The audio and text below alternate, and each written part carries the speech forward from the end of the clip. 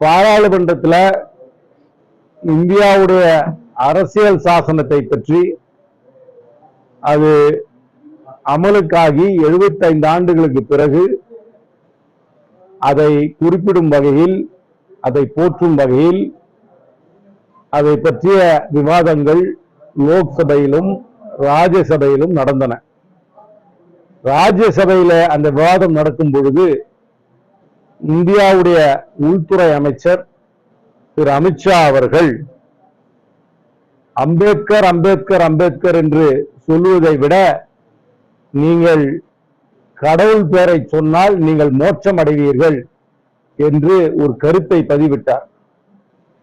இதிலிருந்து என்ன தெரிகிறது என்றால், பிஜேபி RSS உடைய உள் மனசு எந்த வகையில் செயல்படுகிறது என்பது தெளிவாக தெரிகிறது. மனுஸ்மிருதியை போற்றுகின்ற பிஜேபி RSS ஒரு தலித் உடைய பெயரை சொன்னால் நீங்கள் மோட்சம் அடைய மாட்டீர்கள், சொர்க்கத்திற்கு செல்ல மாட்டீர்கள் என்ற மனுஸ்மிருதி கருத்தை பிரதிபலிக்கிறார்கள் என்பதுதான் வெளிப்படையாக தெரிகிறது. இதை காங்கிரஸ் கட்சியின் சார்பில் நாங்கள் வன்மையாக கண்டிக்கிறோம். இந்தியாவோட உள்துறை அமைச்சர் மீது நடவடிக்கை எடுக்க வேண்டும், அவர் பதவி விலக வேண்டும் என்று பிரதமரிடம் வேண்டுகோள் வைக்கிறோம். என்ன திருச்சம்? ராஜ்யசபால டிவி ரெக்கார்ட் பண்ணுது. அந்த ராஜ்யசபால அவர் லைவா பேசுறாரு. அந்த லைவா பேசுறத எல்லாரும் கேட்கிறோம். இதுல நாங்க என்ன திருச்சி பேசுறோம்? அம்பேத்கர் அம்பேத்கர் அம்பேத்கர் ஏதோ பல முறை சொல்லி இந்த பேரை சொல்லாம அவர் இந்தியில பேசுறாரு. மொழிபெயர்த்ததுக்கு அப்புறம் தான் எனக்கு புரிஞ்சுது. அதுக்கப்புறம் அந்த அம்பேத்கர் சொல்றத சொல்லாம நீங்க கடவுள் பேரை, பிரபு அப்படின்றார், கடவுள் பேரை நீங்க சொன்னீங்கன்னா உங்களுக்கு மோட்சம் கிடைக்கும், நீங்க சொர்க்கத்துக்கு போவீங்கன்னு சொல்றாரு. அப்படிதான் என்ன அர்த்தம்? ஒரு தலித் பெயரை நீங்கள் உச்சரித்தீர்கள் என்றால் நீங்கள் சொர்க்கத்திற்கு செல்ல மாட்டீர்கள் என்பதுதான் அர்த்தம். அதுக்கு பதிலாக கடவுள் பேரை சொன்னீங்கன்னா நீங்க சொர்க்கத்துக்கு போவீங்கன்னு அர்த்தம். இதை எப்படி ஏத்துக்க முடியும்?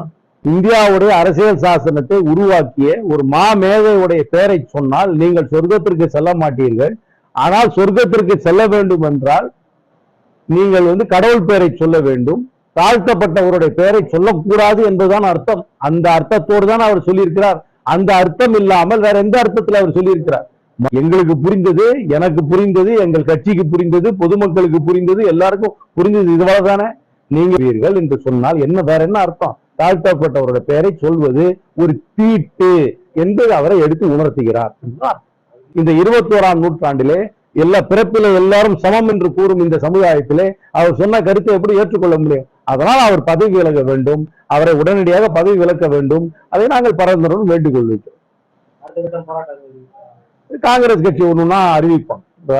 27ஆம் தேதி 6/7 அன்னைக்கு பெல்கிராம்ல சந்திக்கிறோம். சந்தித்ததுக்கு அப்புறம் ஒரு கட்டமா சொல்லுவாங்க. இது காங்கிரஸ் கட்சியோட பிரச்சனை இல்லை, இது மனித உரிமை பிரச்சனை, ஒரு ஹியூமன் டிக்னிட்டி ப்ராப்ளம்.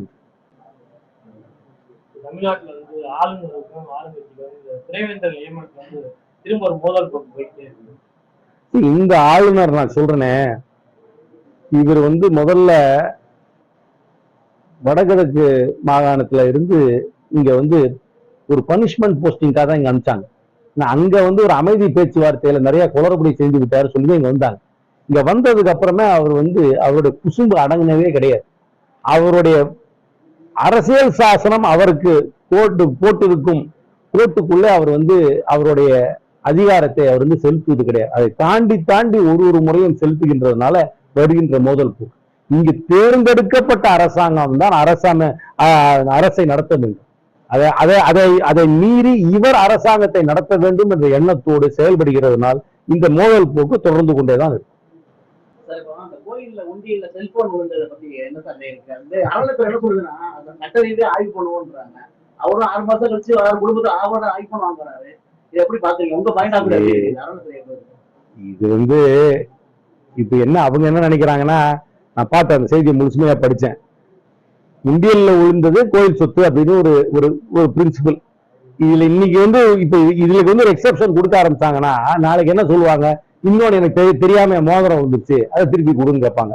அதுக்கப்புறம் அதனால ஒரு எக்ஸெப்ஷன் போயிட்டே இருக்கும். ஆனா மொபைல் போனையாவது ஐடென்டிஃபை பண்ணிடலாம். ஆன் பண்ணாக்க யாரோட மொபைல் போன் தெரிஞ்சிடும், அதை சார்ஜ் பண்ணா தெரிஞ்சிடும். நாளைக்கு மோதிரம் வந்துருச்சு, நான் ஒரு தங்க காசு போட்டேன் தெரியாம போட்டுட்டேன், அப்படி இப்படி கையில வச்சுக்கிட்டு சும்மா சொன்ன. அதனால அவங்க சொல்றது இருக்கு. இதுல ஒரு எக்ஸப்ஷன் பண்ணிருக்கலாம். ஏன்னா மொபைல் போன் கிளியர்லி இது வந்திருக்கு. அவர்கிட்ட கேட்டுக்கலாம், மொபைல் போன் இந்த அது வந்து பழைய மொபைல் போனா தான் இருக்கும், அதுக்கு என்ன வேல்யூவோ அதை வந்து நீ காணிக்கையா செலுத்திருப்பா அப்படி சொல்லிட்டு எடுத்துட்டு போயிடுன்னு சொல்லிட்டு ஒரு சிம்பிளா முடிச்சிருக்கலாம். ஏன்னா மொபைல் போன்ன்றது ஒரு பொருள் மட்டும் இல்ல, அது நிறைய டேட்டா இருக்கு. நானா இருந்தா அதை கொஞ்சம் இதை வித்தியாசமா கையாண்டுருப்பேன்.